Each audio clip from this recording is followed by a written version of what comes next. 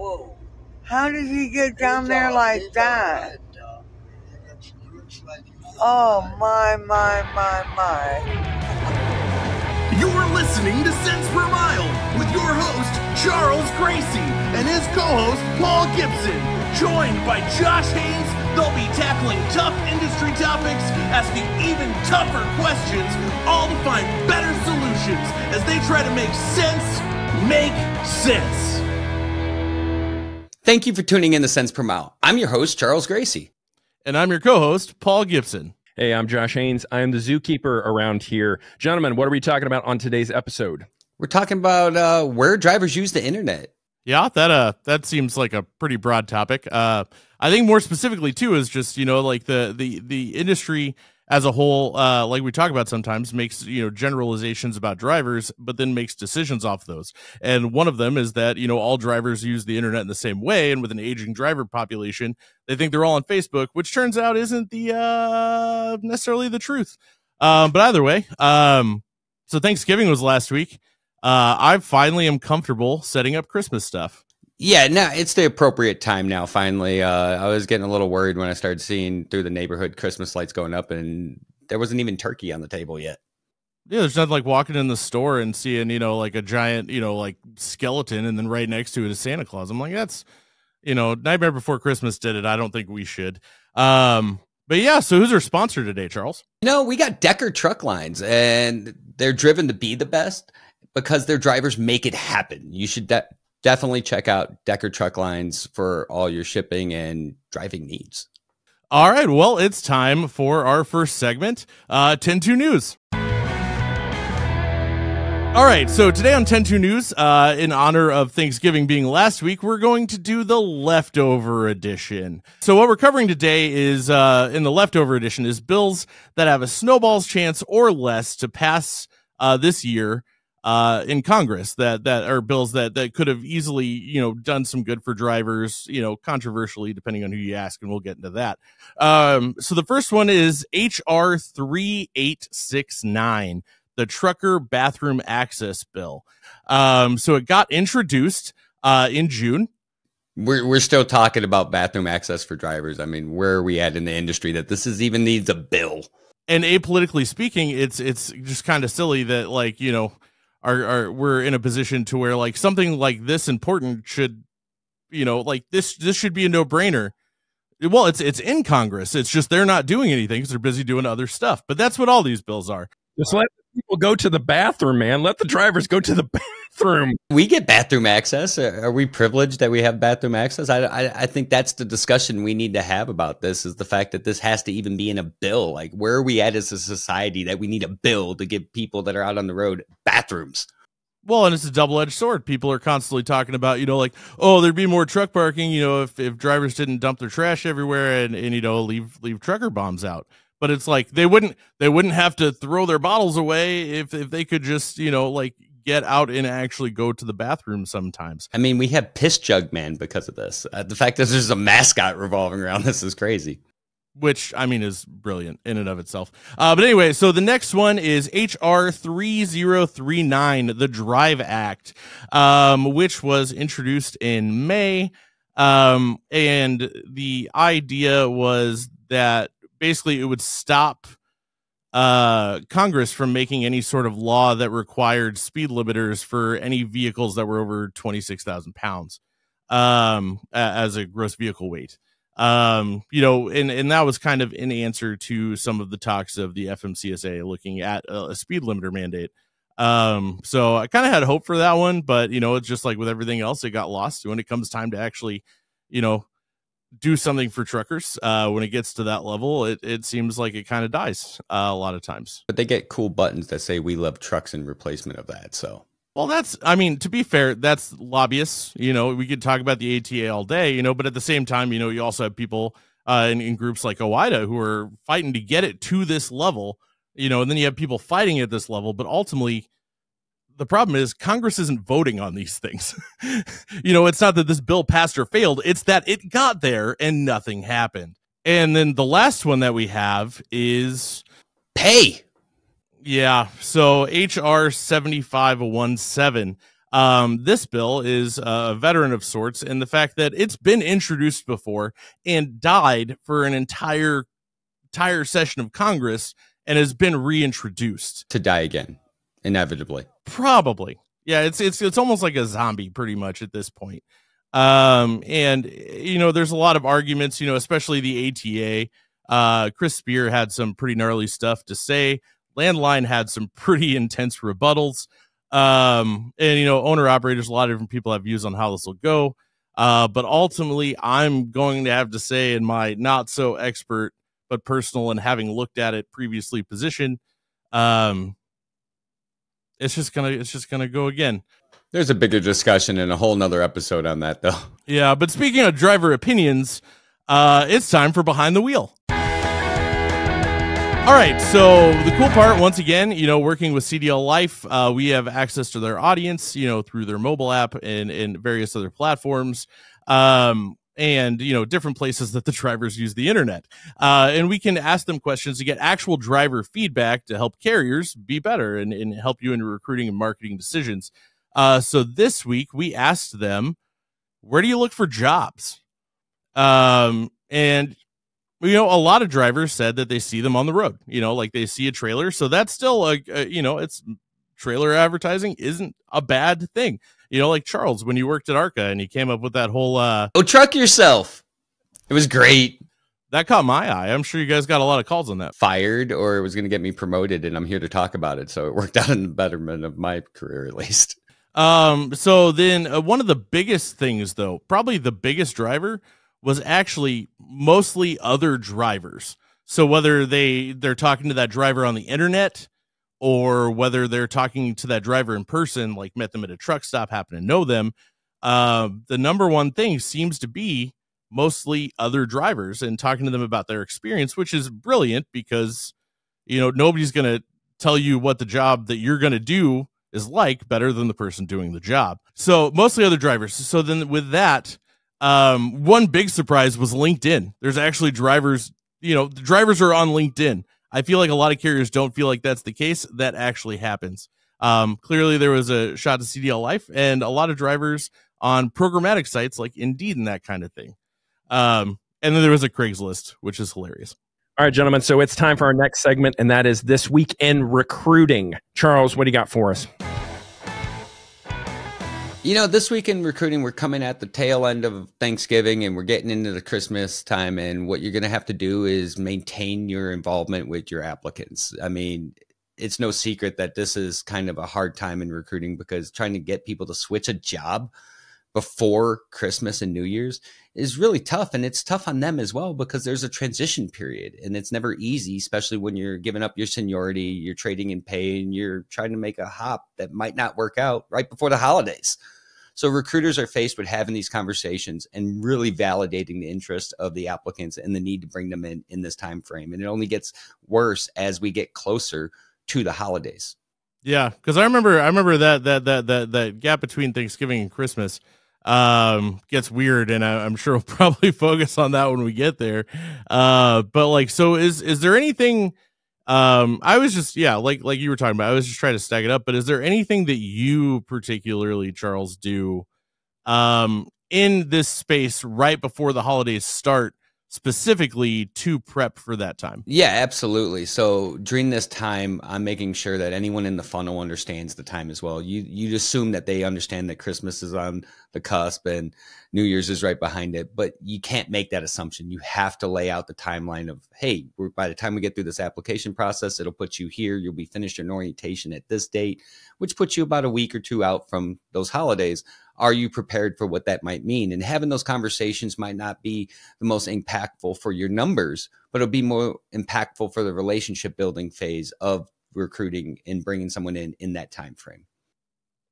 So we kind of talked about ghosting last week.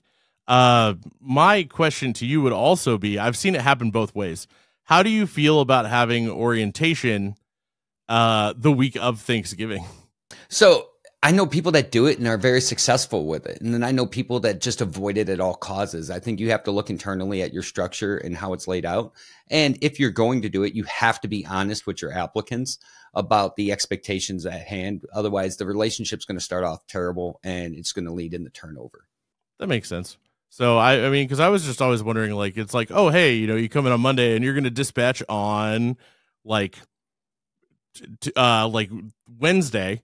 And then all of a sudden it's like you're just kind of stuck on your first load on Thanksgiving, which isn't going to deliver anywhere. Yeah, you know, a character building moment. It's fine, honestly, if you're going to do that and you have those conversations. You might not have as a high volume orientation as you're used to on those weeks, but it's better to have those conversations on the front end than be reactive on the back end and have hurt feelings and a damaged relationship going into this.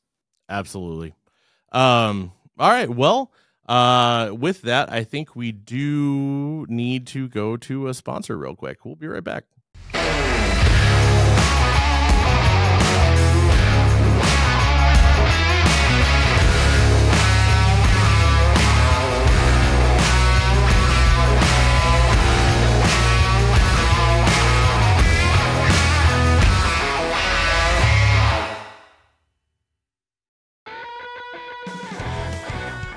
All right, so, well, with that being said, we're into the meat of the episode. It's time to make sense, you know? So with that, we're talking about how drivers use the internet. Drivers use the internet in different ways, and a lot of people, when they're reaching out to try to recruit drivers or to market to drivers, that kind of thing, a lot of times, sometimes people will get stuck in I think this is how it works, so they just do the same thing over and over. Like they'll put all their money, their advertising money in Facebook, or they'll put it all, you know, wherever. Charles, what do you think about that? Like what is how drivers use the internet? What is different about that versus the way that people, you know, perceive it and how they should place their ads?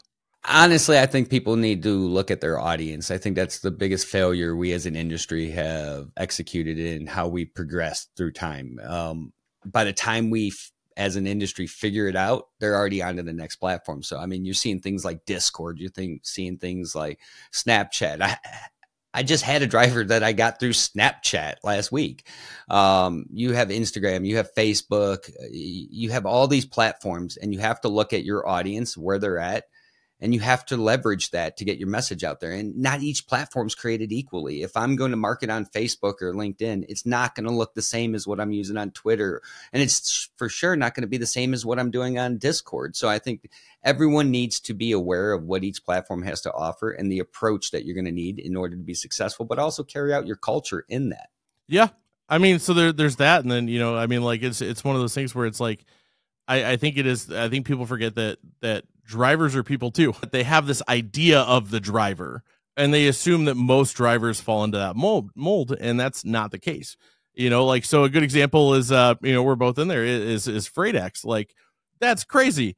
You know, like, and you know, then that you do have a lot of drivers. You know, you have pages like Twisted Truckers and stuff like that, and communities on Facebook. They're all over, because they all use the internet different ways, just like I'd imagine, you know, most recruiters and most people, you know, on the carrier side do that.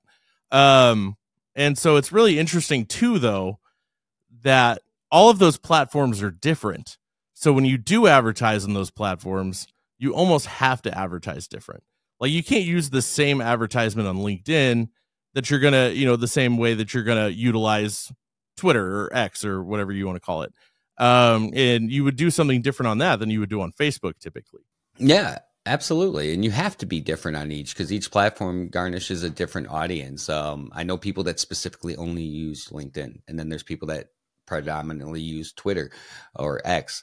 And as you and I have found out recently, the Discord audience. So, I mean, there is such large communities within each one. You have to utilize what's going to fit your organization, and you have to represent your organization appropriately on each one. I know I've already said it a couple times, but it's really interesting that there is this perceived view of drivers. And so it's like, almost like, you know, you have this aging out population of drivers, and honestly, the age demographic for Facebook is also getting older and older and older.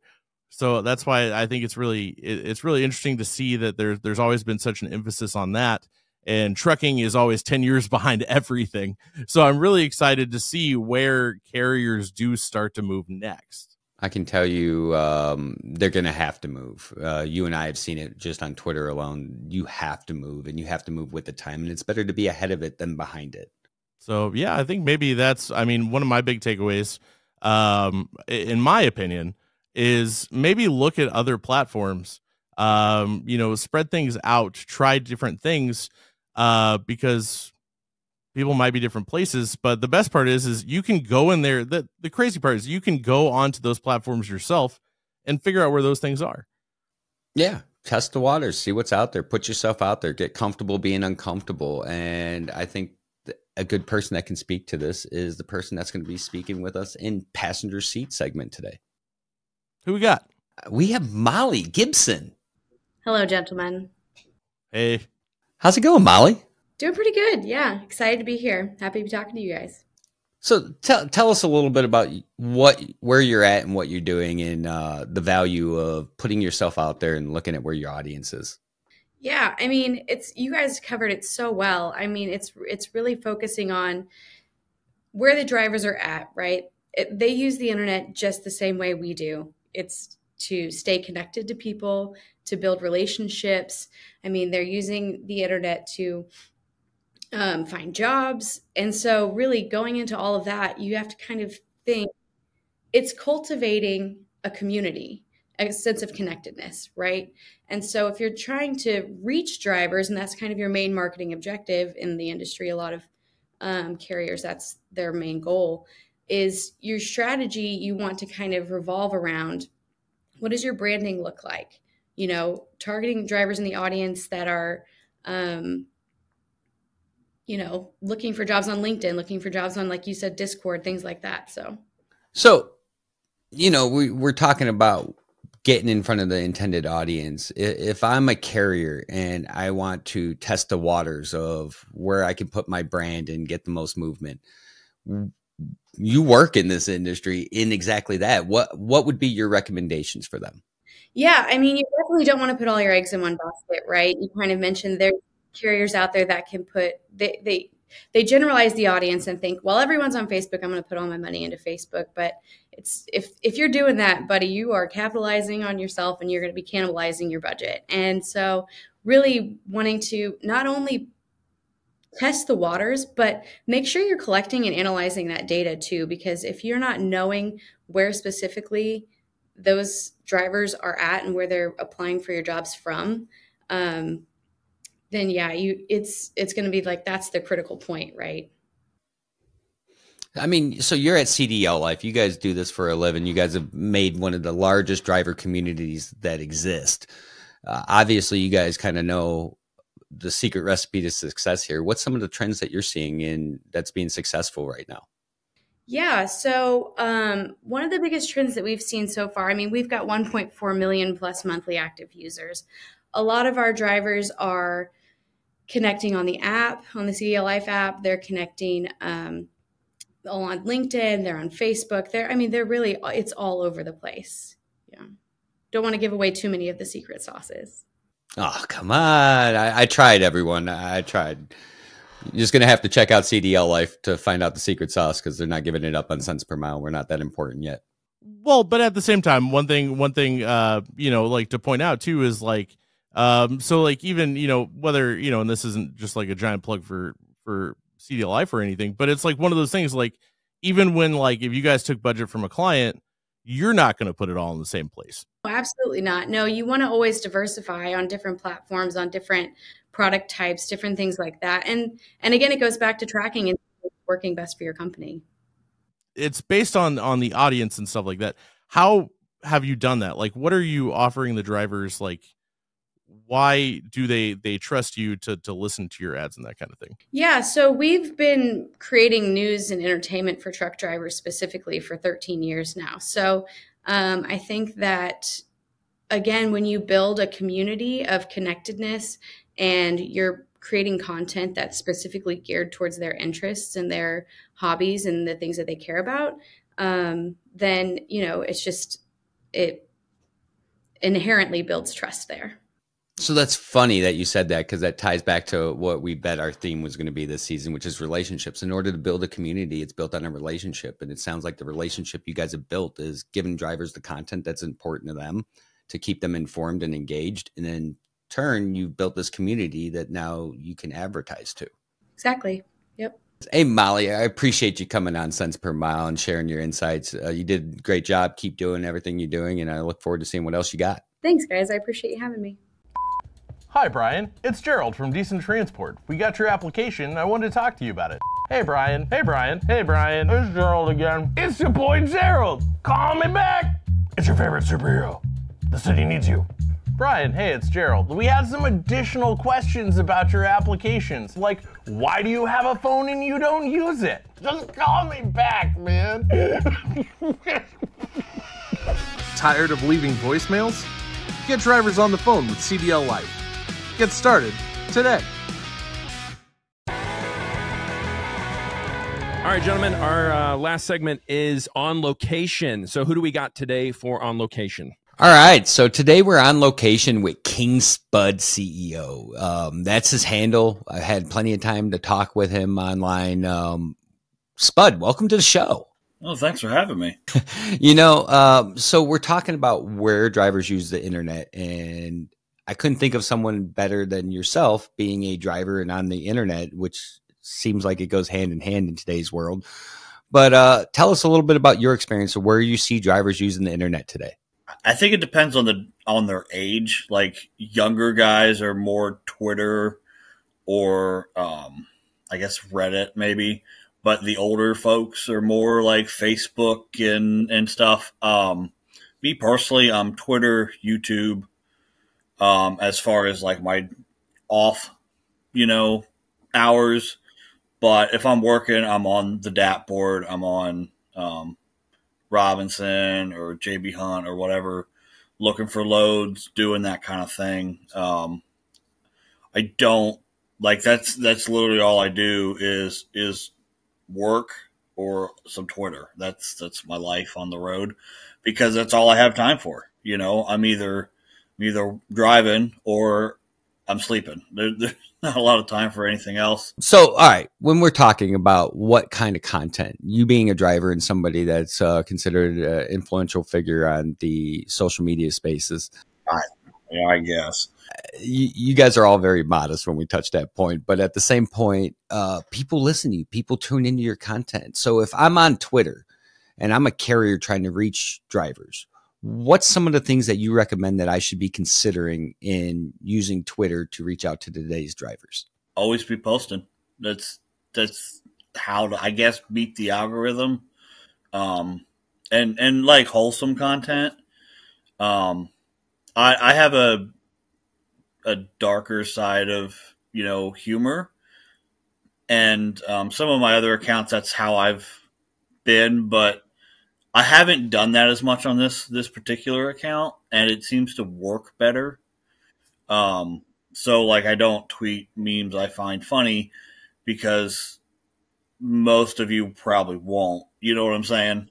So like, I've kind of stuck with truck driver stuff, or like just daily life, like just tweet. That's all that really matters, is to get out there and post stuff, As you know, we've conversed on Twitter and a couple other platforms. What I've noticed is each platform performs differently depending on the content. So with Twitter, it's having conversations, engaging in other people's content, but also putting out content that represents you without being that corporate boardroom style. Almost like a peek behind the curtains type thing. Same with TikTok. Predominantly with TikTok, it's behind the scenes. You don't need a fancy camera. You don't need all the equipment. You just need your cell phone and to post a behind the scenes. With Facebook, you'll see more of the ads pushing and stuff like that. But I think it's a balance. Like, I look at the stuff you and I engage in, which is a lot of it has a lot of crossover. And what I've noticed is it's like a little bit of family, a little bit of what you like, a little bit of business. I don't think you can be successful if all you're doing is cramming down promotional stuff down people's throats all day, especially on Twitter, where LinkedIn is that, but you're you're starting to see the shift on LinkedIn. You're starting to see people start post up memes and stuff, trying to show that human side of themselves. And I think that's important when we're talking culture. No, I agree. If you don't have anything to connect with, person to person, then what are you doing? Because it just doesn't matter at that point. All you see is that corporate stuff, and you don't have I can drink beer with this guy on Friday night feel, that I think that's what most people are looking for. So tell us a little bit about your experience. I know you're on Twitter. One thing that we're both on, and I see it growing the community, is Discord. It kind of becomes a community within a community. You're seeing loads move through Discord. You're seeing conversations happening in Discord, interviews happening in Discord. I mean, there's a lot going on in there. I think we can make a whole episode on Discord alone. But if you were a carrier and you wanted to reach out to drivers to promote your culture, promote what you have, but also promote yourself, which platform would you be recommending to them? Probably Twitter. And maybe that's just because that's what I use primarily. I'm not a big Facebook guy. Discord's a really good back channel, I think, to Twitter. The interactions happen on Twitter, like the forming of friendships, but the business stuff happens on Discord, at least from my experience, because I didn't get on Reed's Discord for a long time because it's not something I do. I'm trying to reduce my internet footprint, I guess, but it's welcome to 2023. But yeah, I'm only in Reed's Discord. I don't know anything else about it. I've only used it for a couple months now, and yeah, it's really cool.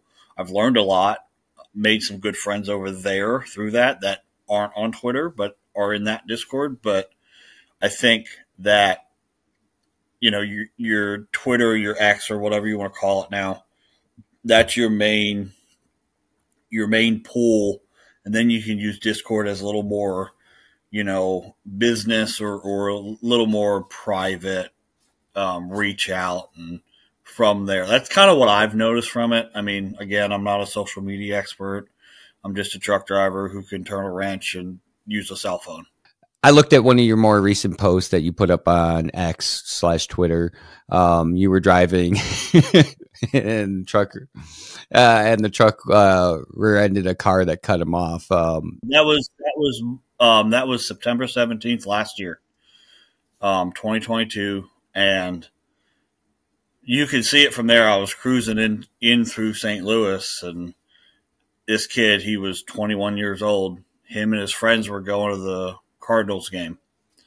Well, he comes by me. You can see I was doing 52, 53, which you can also see on the dash cam.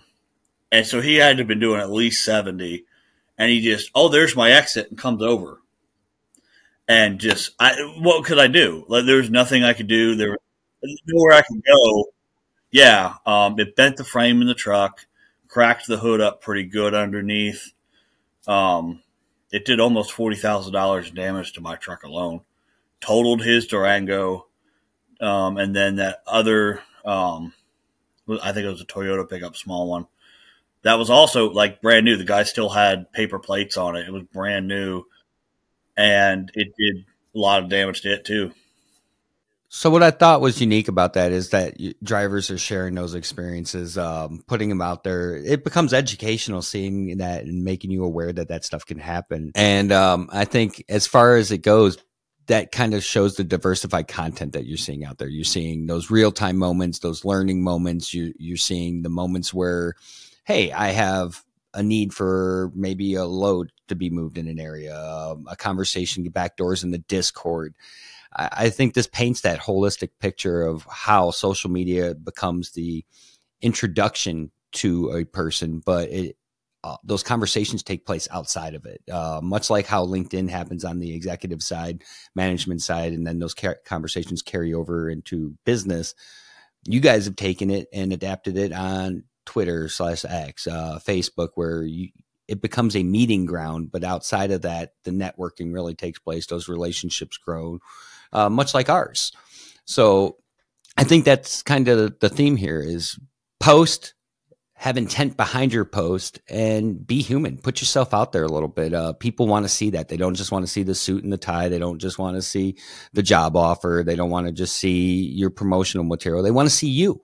That's it. No, 100% agree there. Spud, if someone wanted to reach out to you and become one of your many followers on Twitter, where would they reach out?